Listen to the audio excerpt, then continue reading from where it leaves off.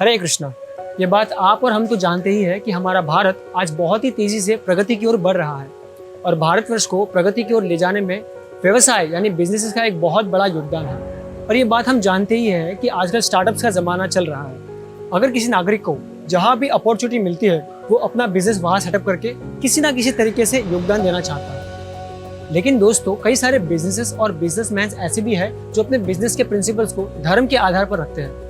मुकेश अंबानी, रतन टाटा, अनिल अग्रवाल और ऋषिकेश मफतलाल, ये सारे उद्योगपति बहुत ही धार्मिक हैं और धर्म के प्रति इनका बड़ा झुकाव है। यही बात इनके व्यवसाय में या फिर बिजनेस में भी दिखाई पड़ती है। अब ऐसे ही एक उद्योगपति है गोविंद ढोलकिया जी। इनके चरित्र के बारे में जितनी चर्चा करे उतनी कम है। ये सूरत के डायमंड इंडस्ट्री के बिजनेस टाइकून है, राज्यसभा के मेंबर है और सबसे महत्वपूर्ण, ये एक बहुत ही कोमल हृदय वाले व्यक्ति है। और इनके चरित्र से ये बात पता चल जाती है क्योंकि ये बहुत ही हम्बल बैकग्राउंड से आते हैं। गोविंद जी या कहे तो गोविंद काका ये बताते हैं कि ये एक किसान के पुत्र है और 11 वर्षों तक इन्होंने अपने पिता की सहायता उनकी खेतीबाड़ी में करी।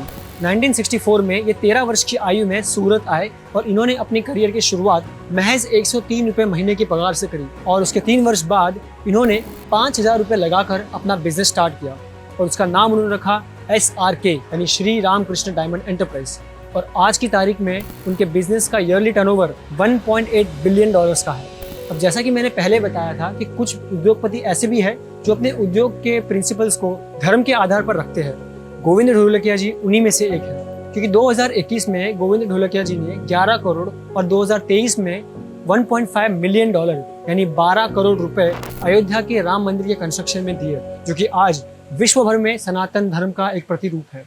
हाल ही में वे राज्यसभा के मेंबर भी बने हैं और 2017 में USGBC यानी United state green building council ने उन्हें लीडरशिप अवार्ड से भी सम्मानित किया है। हाल ही में वे GEV गोवर्धन इको विलेज में आए थे, जहां उन्होंने स्पिरिचुअलिटी और सस्टेनेबिलिटी को प्रत्यक्ष रूप में अनुभव किया। गोवर्धन इको विलेज इस्कॉन का ही एक प्रोजेक्ट है जो कि महाराष्ट्र के वाड़ा में लोकेटेड है। 100 एकड़ में फैली हुई ये एक इको फ्रेंडली कम्युनिटी है जो अध्यात्म और सस्टेनेबिलिटी पर फोकस करती है। तो आइए जानते हैं गोविंद ढोलकिया जी का गोवर्धन इको विलेज में अनुभव कैसा रहा।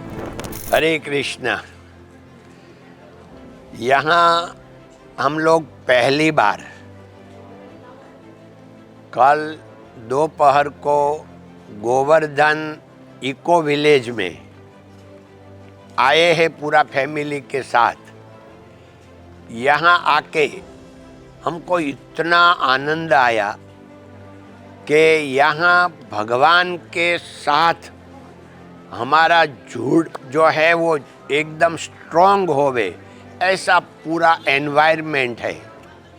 यहाँ सब लोग का जीवन सात्विकता से भरा हुआ है, समर्पण भाव है और यहाँ सच्चा भारत बन रहा है। हमारी संस्कृति का जतन हो रहा है।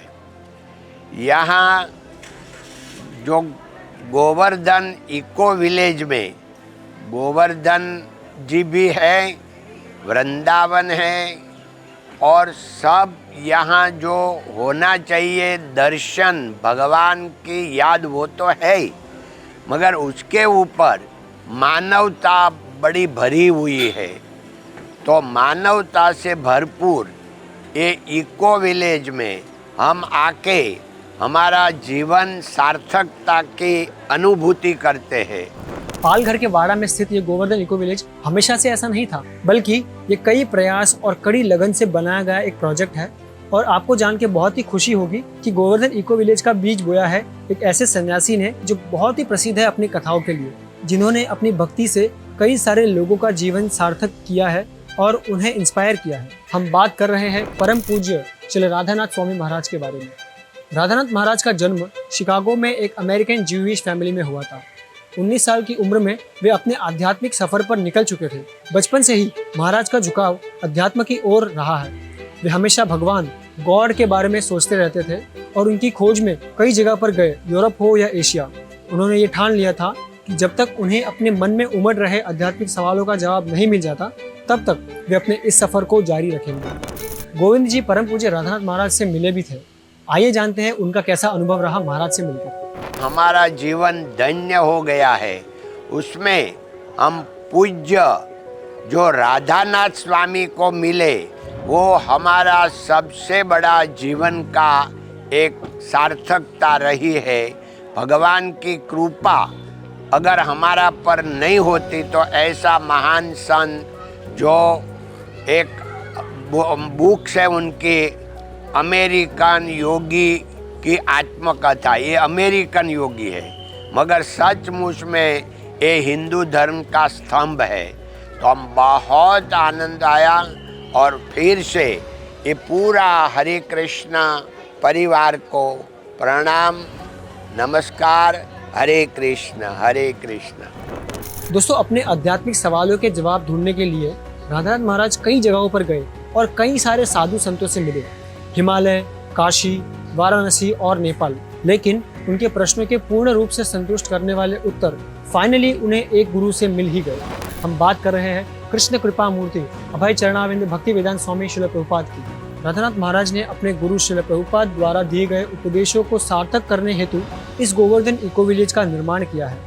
इस बड़े से प्रोजेक्ट को अकम्प्लिश करने के लिए कुछ ऐसे दिग्गज लोगों की जरूरत पड़ी थी, जिसमें श्रीमान गौरांग प्रभु, श्रीमान सनत कुमार प्रभु और कई और ब्रह्मचारी भी जुड़े। जैसे जैसे ये प्रोजेक्ट आगे बढ़ता गया, गोवर्धन इको विलेज से हमें ये सीख मिलती है कि बदलती टेक्नोलॉजी पर्यावरण और संस्कृति में कैसे समन्वय रखें। ये बहुत ही महत्वपूर्ण है कि हम टेक्नोलॉजी का सस्टेनेबल फ्यूचर अचीव करने के लिए सही दिशा में उपयोग करें। और गोविंद ढोलकिया जी जैसे उद्योगपति से हमें ये सीख मिलती है कि भले ही हम कितने भी बड़े आदमी क्यों ना बन जाए, हमें हमारे पैर हमेशा धरती पर जुड़े रखने चाहिए और भगवान को अपने जीवन का केंद्र बनाकर अपने व्यवसाय को संभालना चाहिए। हम आशा करते हैं कि आपको ये वीडियो पसंद आई और ऐसे ही वीडियोस में जिसमें हम अलग अलग लोगों से आपको मिलवाकर उनकी स्टोरीज शेयर करें, इसके लिए आप चैनल को सब्सक्राइब भी कर सकते हैं। Thank you all very much. Hare Krishna.